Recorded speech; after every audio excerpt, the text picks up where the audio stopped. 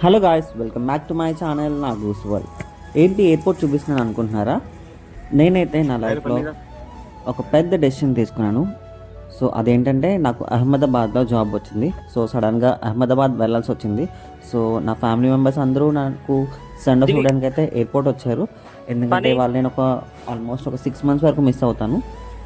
So అందుకనే నాకు ఇష్టమైన నా ఫ్యామిలీ మెంబర్స్ అండ్ నా ఫ్రెండ్ చరణ్ కూడా వచ్చారు నేను డ్రాప్ చేయడానికి.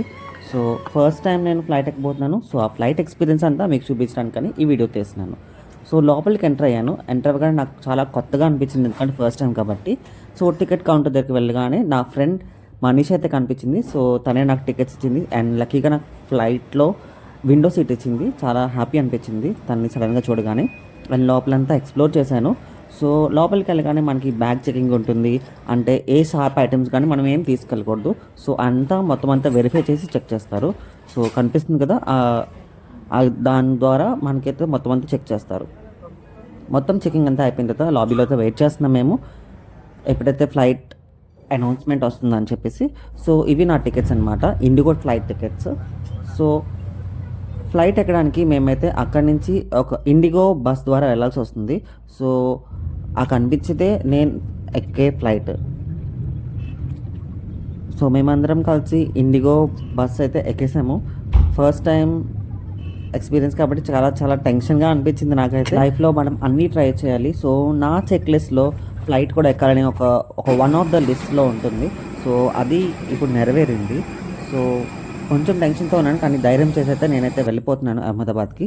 సో మ్యాండేటరీ పిక్ తీసుకోవాలి కాబట్టి నేను కంపల్సరీ ఫ్లైట్ దగ్గర ఒక పిక్ తీసుకున్నాను. లోపలికైతే ఎంటర్ అయిపోయాను. సో యాజ్ మీకు చెప్పినట్టు నాకు విండో సీట్ ఇచ్చింది కాబట్టి నేను విండో సీట్ పక్కన కూర్చొని ఒక పిక్ తీసుకున్నాను. ఇక్కడ అనౌన్స్మెంట్ ఇస్తున్నారు. Your cooperation with crew instructions can help us provide you better journey. As a travel companion, it is simply wonderful to connect. So flight take off అవగానే ఒక 30 seconds వరకు కొంచెం అలా క్విక్ భయంలా అనిపించింది. సో పైనుంచి వ్యూ మీకు చూపిద్దామని చెప్పి ఒక చిన్న చిన్న పిక్స్ తీసాను. సో హైదరాబాద్లో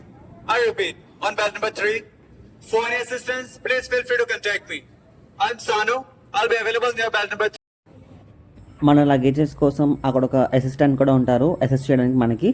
సో నా లగేజ్ వచ్చేసి అహ్మదాబాద్ దిగిన తర్వాత అక్కడైతే నేను పికప్ చేసుకోవాలి. సో మీన్ వైల్ నేను హైదరాబాద్ ఎయిర్పోర్ట్ మొత్తం అంతా ఎక్స్ప్లోర్ చేశాను. అండ్ 1:30కి హైదరాబాద్ నుంచి అహ్మదాబాద్కి ఫ్లైట్ ఎక్కాను.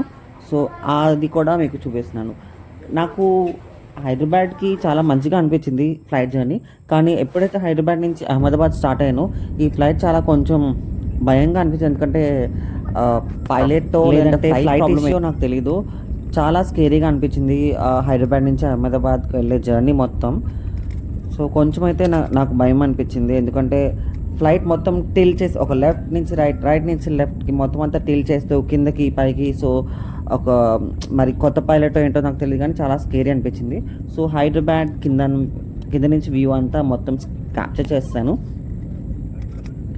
అండ్ నాకు ఇష్టమైన వ్యూ క్లౌడ్ వ్యూ చూడాలని ఎప్పటి నుంచో కోరిక. సో ఆ కోరిక అయితే నెరవేరిపోయింది.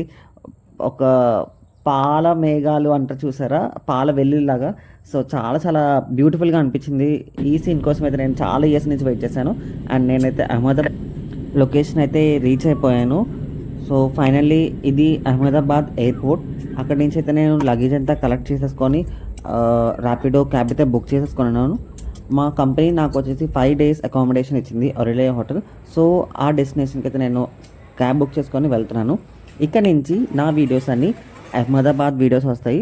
So please like and support my videos, share చేయండి. అండ్